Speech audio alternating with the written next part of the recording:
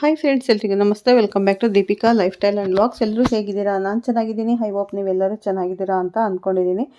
Please friends, ಈ ವಿಡಿಯೋನ ಫಸ್ಟಿಂದ ಕೊನೆವರೆಗೂ ಸ್ಕಿಪ್ ಮಾಡಿದೆ ನೋಡಿ. ನಿಮ್ಗೆ ಇಷ್ಟ ಆದರೆ ಲೈಕ್ ಮಾಡಿ, ಶೇರ್ ಮಾಡಿ. ಮತ್ತು ಈ ವಿಡಿಯೋ ಇಷ್ಟ ಆದರೆ ಓಂ ಶನೇಶ್ವರಾಯ ನಮಃ ಅಂತ ಕಮೆಂಟ್ ಕೊಡೋದನ್ನು ಮರಿಬೇಡಿ ಸ್ನೇಹಿತರೆ. ಹೊಸದಾಗಿ ನೋಡೋರು ಫಸ್ಟು ನನ್ನ ಚಾನಲ್ಗೆ ಸಬ್ಸ್ಕ್ರೈಬ್ ಮಾಡ್ಕೊಳ್ಳಿ. ಪಕ್ಕದಲ್ಲಿರೋ ಬೆಲ್ ಐಕನ್ ಕ್ಲಿಕ್ ಮಾಡಿ. ನಾನು ಹಾಕೋ ಪ್ರತಿಯೊಂದು ವಿಡಿಯೋ ನೋಟಿಫಿಕೇಷನ್ಗೆ ಬರುತ್ತೆ, ತಕ್ಷಣ ನೋಡ್ಬೋದು ಸ್ನೇಹಿತರೆ.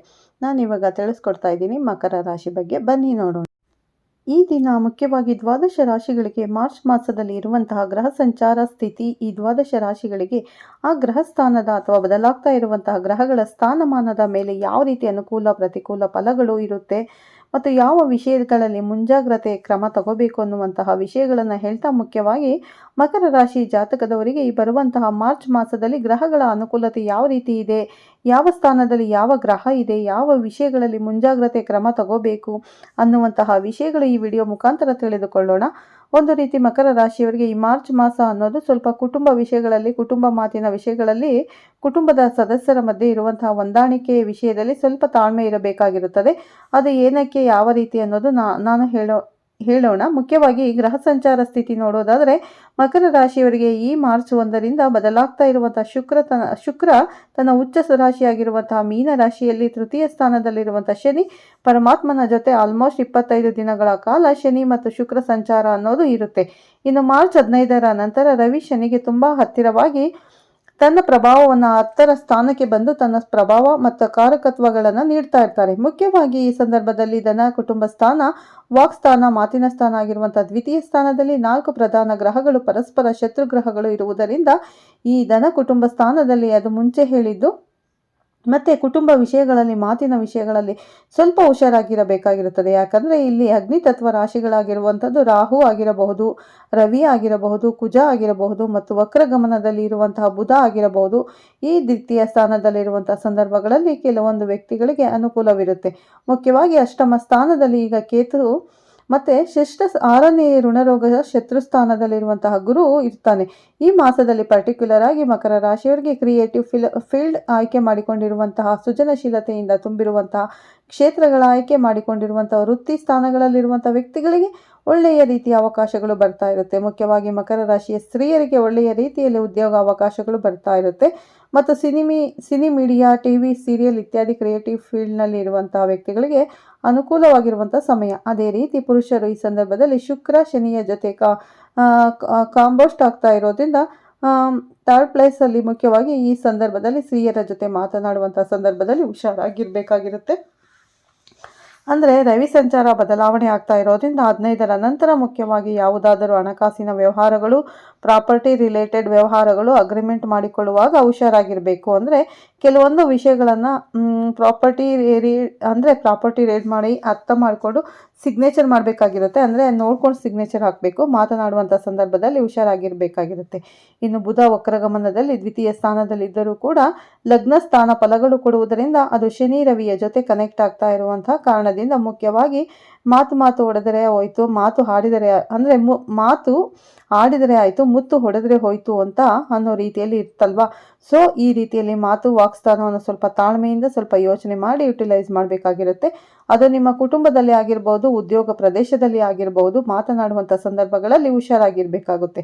ಯಾಕಂದರೆ ಮಾರ್ಚ್ ತಿಂಗಳಲ್ಲಿ ದ್ವಿತೀಯ ಸ್ಥಾನದಲ್ಲಿ ಪರಸ್ಪರ ಶತ್ರು ಗ್ರಹಗಳು ಇರುವುದರಿಂದ ಈ ಕುಜನಿಗೆ ಬುಧನಿಗೆ ಆಗಲ್ಲ. ಅವರು ಪರಸ್ಪರ ಶತ್ರು ಗ್ರಹಗಳು, ಇವರಿಬ್ಬರು ಕೂಡ ದ್ವಿತೀಯ ಸ್ಥಾನದಲ್ಲಿ ಇರೋದ್ರಿಂದ ಯಾವ ಸ್ಥಾನದಲ್ಲಿ ಇದ್ದರೆ ಈ ರೀತಿ ಶತ್ರು ಸ್ಥಾನದ ಫಲಗಳು ಕೊಡ್ತಾ ಇರ್ತಾರೆ, ಯಾವ ರೀತಿ ಇರುತ್ತೆ ಅಂತ ನೋಡೋದಾದರೆ, ಇನ್ನು ರಾಹು ರವಿ ಮಾರ್ಚ್ 15ರವರೆಗೂ ಇರುವುದರಿಂದ ಒಂದು ರೀತಿ ಗೊತ್ತಲ್ವಾ, ರಾಹು ಮತ್ತು ರವಿ ಒಂದು ರೀತಿ ಗ್ರಹಣ ದೋಷ, ಸರ್ಪದೋಷ, ಸಂತಾನ ದೋಷ ಅಂತ ಹೇಳ್ತೀವಿ. ಆ ರೀತಿ 15ರವರೆಗೂ ಕೂಡ ಸ್ವಲ್ಪ ಹೀಟ್ ವಾತಾವರಣ ಅನ್ನೋದಿರುತ್ತೆ. ಕುಟುಂಬ ಸದಸ್ಯರ ಮಧ್ಯೆ ಒಬ್ಬರ ಮೇಲೆ ಒಬ್ಬರಿಗೆ ವಿಪರೀತವಾಗಿರುವಂಥ ತೀವ್ರ ಥರದಲ್ಲಿ ಆಗ್ತಾ ಇರುವಂತಹ ಅಭಿಪ್ರಾಯ ಭೇದಗಳಾಗಿರಬಹುದು, ಮಾತಿನ ಬರದಲ್ಲಿ ಆಡುವಂಥ ಮಾತುಗಳಾಗಿರ್ಬೋದು, ಮನಸ್ಪರ್ಧೆ ಆಗಿರಬಹುದು, ಡಿಫ್ರೆಂಟ್ ಟೈಪ್ ಆಫ್ ಒಪಿನಿಯನ್ಸ್ ಇರುತ್ತೆ. ಯಾಕೆ ಬರುತ್ತೆ? ಹಣಕಾಸಿನ ಪ್ರಾಬ್ಲಮ್ ಅಥವಾ ಏನಾದರೂ ಕುಟುಂಬದಲ್ಲಿ ಸಮಸ್ಯೆ ಅಂದರೆ ಈ ಸಂದರ್ಭದಲ್ಲಿ ಯಾವುದಾದರೂ ಒಂದು ಪ್ರಾಪರ್ಟಿ ಸೇಲ್ ಆಗೋದು ಅಥವಾ ಅದರಿಂದ ಅಮೌಂಟ್ ಬರೋದಾಗಿರಬಹುದು, ಅಥವಾ ದೊಡ್ಡ ಮಟ್ಟದಲ್ಲಿ ಯಾವುದಾದರೂ ಆಕಸ್ಮಿಕ ಧನಲಾಭ ಅನ್ನೋದು ಇರುತ್ತೆ. ಒಳ್ಳೆಯದೇ ಅಲ್ವಾ? ಆಕಸ್ಮಿಕವಾಗಿ ಹಣಕಾಸಿನ ಬಂದ ಅಂತ ಹಣಕಾಸಿನ ಬಂಧ ಅಂತ ಹೇಳಿದರೆ ಹಣ ಎಲ್ಲವನ್ನು ಮಾಡಿಸುತ್ತೆ, ಸಂಬಂಧಗಳನ್ನು ಬೇರ್ಪಡಿಸುತ್ತೆ, ಮನುಷ್ಯರ ಮಧ್ಯೆ ಒಂದು ರೀತಿ ದ್ವೇಷವನ್ನು ಹುಟ್ಟಿಸುತ್ತೆ. ಅದೇ ಈ ಸಂದರ್ಭದಲ್ಲಿ ಮಕರ ರಾಶಿಯವರಿಗೆ ಎಂದರೆ ಬಂದಿರುವಂಥ ಹಣ ಹಂಚಿಕೆ ಮಾಡಿಕೊಳ್ಳುವಂಥ ವಿಷಯಗಳಲ್ಲಾಗಿರಬಹುದು ಅಥವಾ ಬಂದಿರುವಂಥ ಶೇರ್ ಮಾಡಿಕೊಳ್ಳುವಂಥ ಸಂದರ್ಭಗಳಾಗಿರಬಹುದು.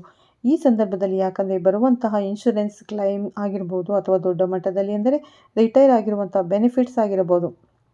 ನಿಮ್ಮ ನೀವು ಕಷ್ಟಪಟ್ಟು ದುಡಿದಿರುವಂಥದ್ದು ನಿಮಗೆ ಅಥಾರಿಟಿ ಇರುತ್ತೆ. ಯಾಕಂದರೆ ಈ ಬರುವಂಥ ಅಮೌಂಟ್ ಮೇಲೆ ಅಥಾರಿಟಿ ಇರುತ್ತೆ. ಕೆಲವೊಂದು ವ್ಯಕ್ತಿಗಳು ಮೇಲೆ ಸ್ವಲ್ಪ ಜೋರು ಮಾಡುವಂಥ ವ್ಯಕ್ತಿ ಇರುತ್ತೆ.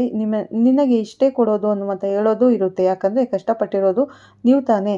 ಆದರೆ ಉಳಿದಿರುವ ಕುಟುಂಬ ಸದಸ್ಯರಿಗೆ ಇದನ್ನು ಡೈಜೆಸ್ಟ್ ಮಾಡಿಕೊಳ್ಳೋಕೆ ಆಗಲ್ಲ. ಈ ರೀತಿ ಅಥಾರಿಟಿ ಅವರ ದುಡ್ಡು ಅಂತ ಹೇಳಿಬಿಟ್ಟು ಈ ರೀತಿ ಅಥಾರಿಟಿ ಅಂತ ಹೇಳ್ತಾ ಇದ್ದಾರೆ. ಅವರಿಗೆ ಇಷ್ಟ ಶೇರ್ ಮಾಡೋದಕ್ಕೆ, ಶೇರ್ ಕೊಡೋದಕ್ಕೆ ಅಥವಾ ಅದನ್ನು ಭಾಗ ಮಾಡೋದಕ್ಕೆ ಇಷ್ಟ ಇಲ್ಲ, ಅಥವಾ ಅವರು ಇಷ್ಟು ಪರ್ಸೆಂಟೇಜ್ ಅಂತ ಕೊಡೋದಕ್ಕೆ ಇಷ್ಟ ಇಲ್ಲ. ಈ ರೀತಿ ನೀವು ಅಥಾರಿಟಿಯಿಂದ ಮಾತನಾಡೋದ್ರಿಂದ, ಸ್ವಲ್ಪ ವ್ಯಂಗ್ಯವಾಗಿ ವಿಮರ್ಶನಾ ರೀತಿಯಾಗಿ ಮಾತನಾಡೋದ್ರಿಂದ ಸ್ವಲ್ಪ ಕೆಲವೊಂದು ಸಂದರ್ಭಗಳಲ್ಲಿ ಕಷ್ಟ ಅಲ್ವಾ, ಕಷ್ಟಪಟ್ಟಿರೋದಲ್ವಾ. ಸೊ ಈ ಸಂದರ್ಭದಲ್ಲಿ ಅದು ಇರುತ್ತೆ. ಅಯ್ಯೋ ಕೊಡ್ತಾ ಇದ್ದೀವಲ್ಲ, ಅಯ್ಯೋ ಏನು ಮಾಡ್ತಾರೋ ಏನೋ, ಸರಿಯಾಗಿ ಯುಟಿಲೈಸ್ ಮಾಡ್ಕೊಳ್ತಾರೋ ಏನೋ ಅನ್ನುವಂಥ ಉದ್ದೇಶದಿಂದ ಕೆಲವೊಂದು ಬುದ್ಧಿವಾದಗಳು ಕೂಡ ಹೇಳ್ತಾ ಇರ್ತಾರೆ.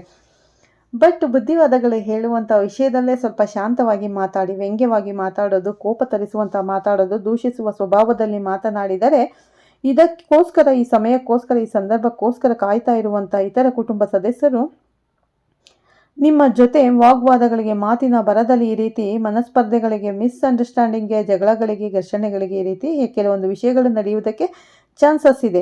ಪರ್ಟಿಕ್ಯುಲರ್ ಆಗಿ ಮಾರ್ಚ್ ಮಾಸದಲ್ಲಿ. ಅದರಿಂದ ಮಾತುಗಳನ್ನು ಆಯ್ಕೆ ಮಾಡಿಕೊಂಡು ಮಾತಾಡೋದು. ಯಾವ ರೀತಿ ಇದ್ರೂ ನೀವು ಅವರಿಗೆ ಬರಬೇಕಾ, ಸೇರಬೇಕಾಗಿರೋದು ಕೊಡಲೇಬೇಕಾ, ಅವರಿಗೆ ಏನು ಬರುತ್ತೋ ಅದನ್ನು ನೀಡಲೇಬೇಕಾ.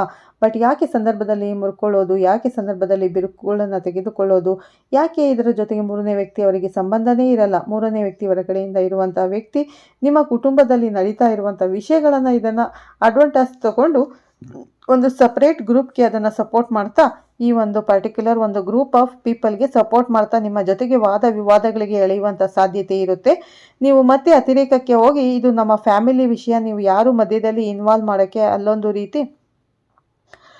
ರೀತಿ ಅಂದರೆ ಮನೆಯಲ್ಲಿ ನಡೀತಾ ಇರುವಂಥ ವಿಷಯಗಳು ಬೀದಿಗೆ ಬರುವಂಥದ್ದು, ಅಥವಾ ನಾಲ್ಕು ಗೋಡೆಗಳ ಮಧ್ಯೆ ಇರುವಂಥ ವಿಷಯಗಳು ಸಮಾಜಕ್ಕೆ ತಿಳಿಯುವಂಥ ವಿಷಯಗಳು ನಡೆಯೋದಕ್ಕೆ ತುಂಬ ಚಾನ್ಸಸ್ ಇರೋದ್ರಿಂದ ಇವೆಲ್ಲವೂ ನಡೆಯೋದು. ಎಲ್ಲನೂ ಕೂಡ ವಾಕ್ಸ್ಥಾನ, ಮಾತಿನ ಬಗ್ಗೆ ಗಮನವಿರಲಿ ಸ್ನೇಹಿತರೆ, ತಾಳ್ಮೆ ಇರಲಿ.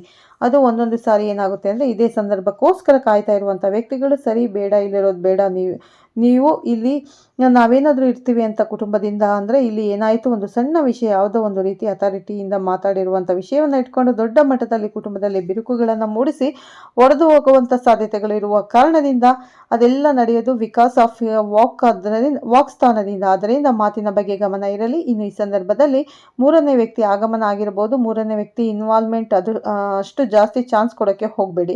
ಯಾಕಂದರೆ ಈ ಸಂದರ್ಭದಲ್ಲಿ ನಿಮ್ಮ ವಿಷಯಗಳನ್ನು ನಿಮಗೆ ಪರಿಷ್ಕಾರ ಮಾಡೋದು ಅಥವಾ ವಿಷಯಗಳನ್ನು ಸೆಟಲ್ ಮಾಡೋದು, ಸಾಲ್ಟ್ ಮಾಡೋದು ನಿಮಗೆ ಚೆನ್ನಾಗಿ ಗೊತ್ತಿರೋದ್ರಿಂದ so please don't give them space.